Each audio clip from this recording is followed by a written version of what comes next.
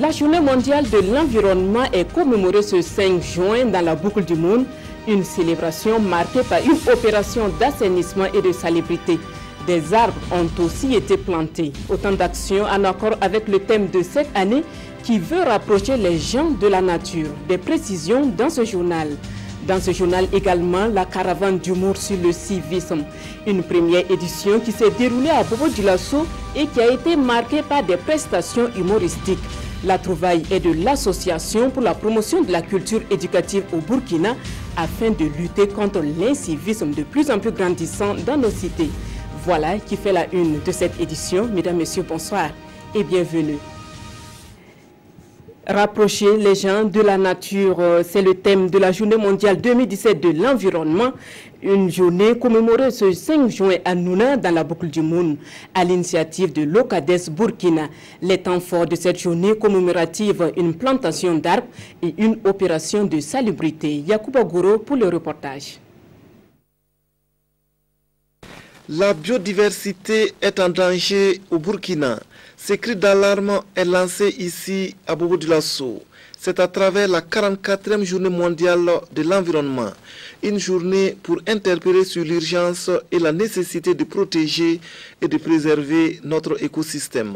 Aujourd'hui, nous avons le devoir de mieux conserver l'environnement qui devient un espace de développement dont la gestion doit être rationnelle pour en tenir compte pour des générations futures, de telle sorte que nous puissions tirer le maximum de profit, mais bien sûr en préservant l'environnement. Sauver à tout prix notre biodiversité, les appels ne manquent pas en cette journée mondiale dédiée à l'environnement, la 44e du nom. Le mot que j'ai à lancer, c'est surtout appeler nos concitoyens au respect strict des normes environnementales. Quand l'environnement va mal, c'est la société qui va mal. Et notre réseau parlementaire propose de sensibiliser les populations, de légiférer en faveur de tout ce qui peut être texte allant dans le sens de la protection de l'environnement et de l'amélioration des conditions de vie de nos populations. Du côté du ministère en charge de l'environnement, la réaction n'a pas tardé. À cette journée mondiale de l'environnement, les autorités ont saisi l'occasion pour lancer la police environnementale, une police qui aura pour tâche de sensibiliser et de mener sur le terrain les opérations de contrôle.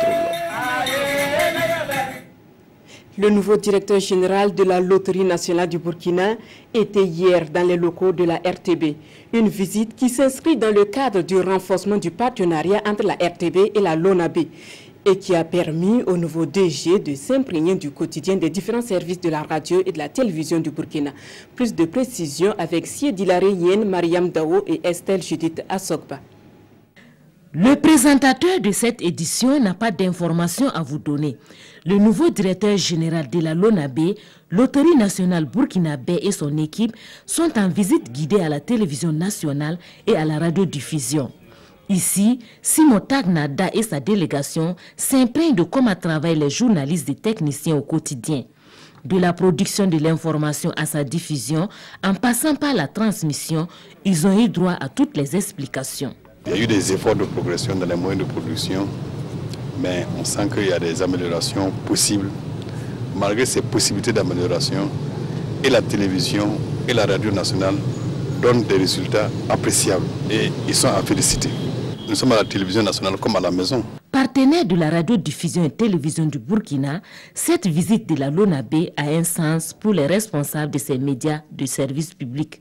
C'est pour nous la marque d'une reconnaissance de l'accompagnement que nous apportons à la LONAB, mais c'est aussi un déplacement qui souligne l'excellence de nos rapports et également la considération que la LONAB a pour nous en tant que service de médias publics. Nous sommes très honorés par la visite ce matin du directeur général de la LONAB qui est venu pour une visite de courtoisie.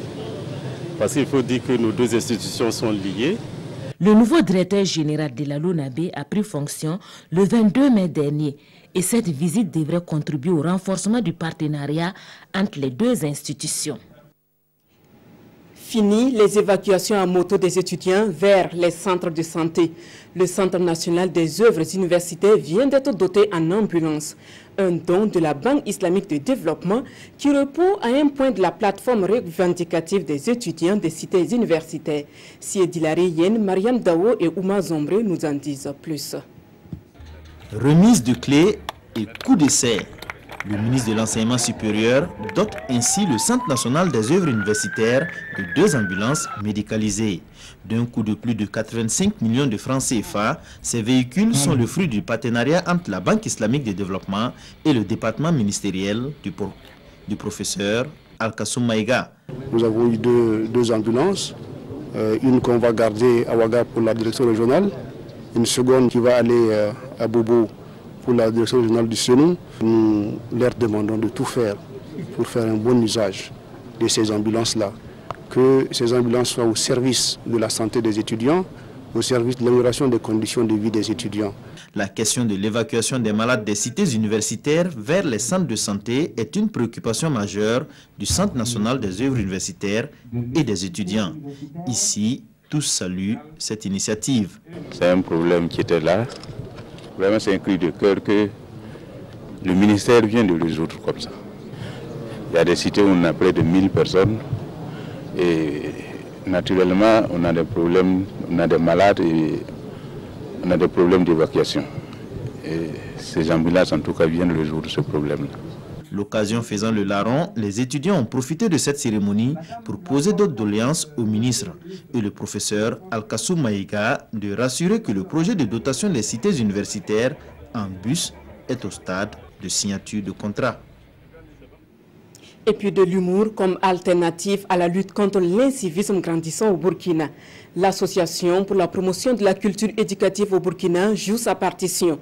Elle a organisé ce 3 juin à Bobo-Dioulasso une caravane dénommée Caravane de l'humour sur le civisme, à l'affiche des prestations humoristiques. On fait le point avec Hassan Gourabou et Karim Sissé. Le rire, c'est l'ambiance qui prévaut ici, au quartier Sarfalao de Bobo-Dioulasso, lors de la soirée de la caravane de l'humour sur le civisme. Initiée par l'Association pour la promotion de la culture éducative au Burkina Faso, cette activité, au-delà du simple rire, vise à sensibiliser la population. L'incivisme est en train de prendre trop de l'ampleur.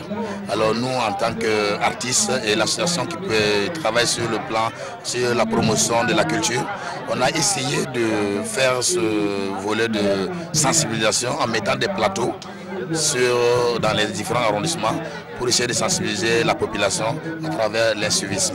Allier humour et sensibilisation est une idée originale selon le représentant du parrain.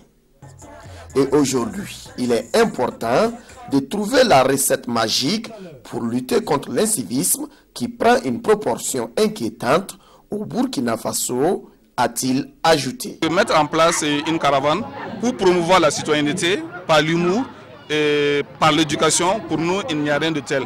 Parce que de plus en plus, nous avons remarqué au Burkina Faso que l'incivisme est en train de prendre des proportions très inquiétantes.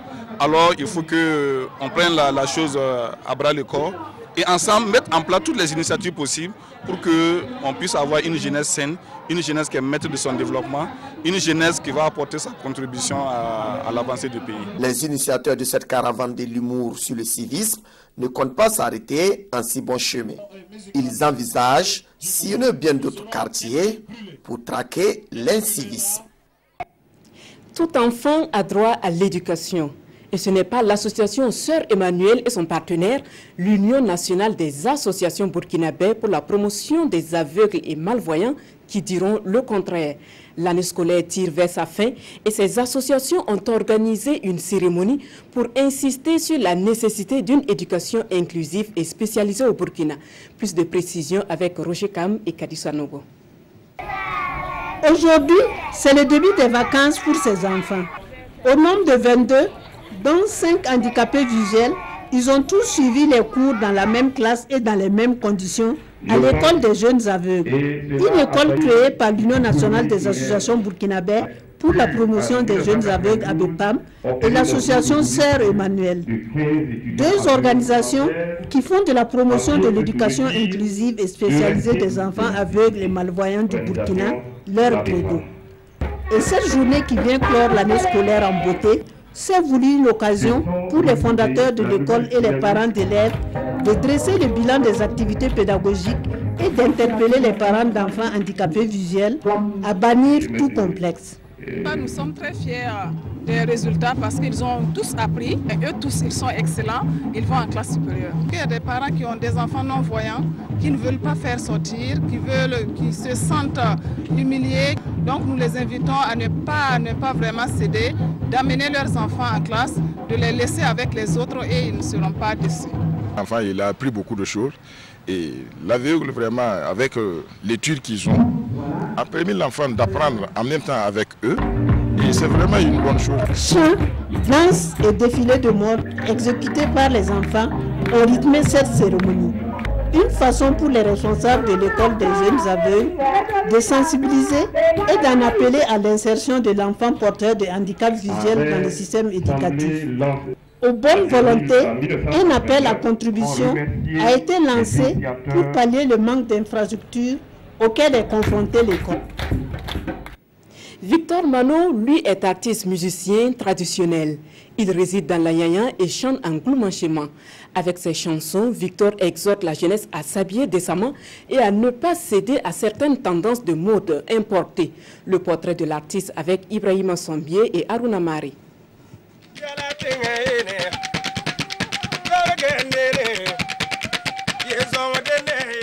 Mano Victor est un jeune artiste burkinabè. Son domaine de prédilection, la musique traditionnelle. Un choix qui lui permet d'apporter de la gaieté dans le cœur des fans à chaque prestation. Pour le moment, l'artiste ne dispose pas d'album sur le marché. À Piela où il réside, le jeune artiste met aussi son art au service de la sensibilisation de la jeunesse. J'ai beaucoup de chansons dans mon répertoire musical. Il y a des chansons sur les filles qui marchent pratiquement nues. C'est décevant. Ce phénomène touche aussi les garçons. Ils sont mal vêtus et laissent tomber leurs pantalons. Ils refusent de porter la ceinture. Ce n'est pas une bonne chose. Mano Victor a d'abord commencé à évoluer seul avant de créer son groupe plus tard. Il est aussi un danseur du Tanchala, une danse du Goulmou.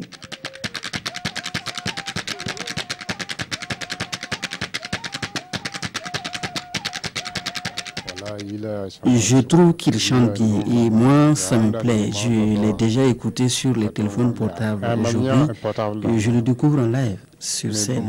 Je suis content.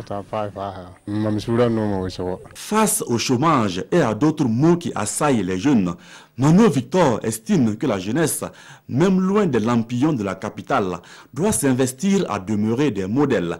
C'est à ce prix, assure-t-il, qu'elle pourra apporter sa pierre à la construction de la nation. Voilà qui met fin à ce journal de 19h. Merci à vous qui l'avez suivi. Fousseni Kindo vous retrouve à 20h pour d'autres informations. Bonne suite de programme sur la RTB.